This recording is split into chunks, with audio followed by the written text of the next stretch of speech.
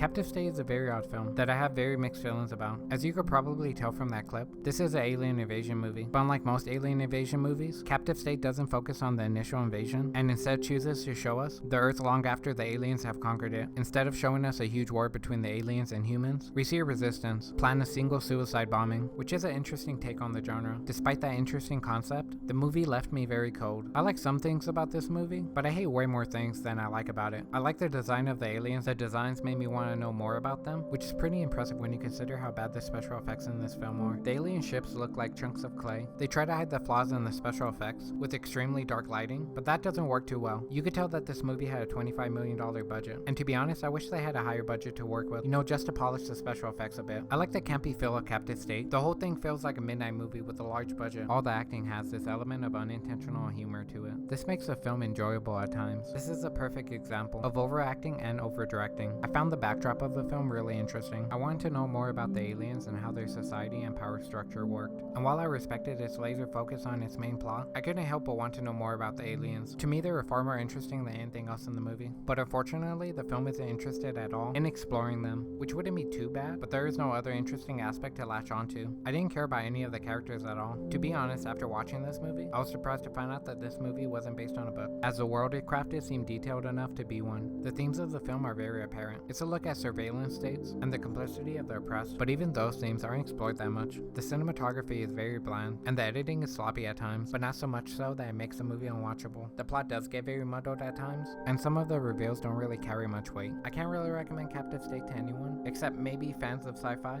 I do want to talk about the film's twist, so if you don't want it spoiled, I recommend clicking off this video. The ending twist is that the perceived antagonist of the movie was actually working for the good guys all along, and he only turned in people to move up the chain of command, which would give him an opportunity to attack the aliens from the inside of their base. To be honest, if Captive State had a more engaging path to this ending, then it might be worth recommending, but unfortunately it didn't.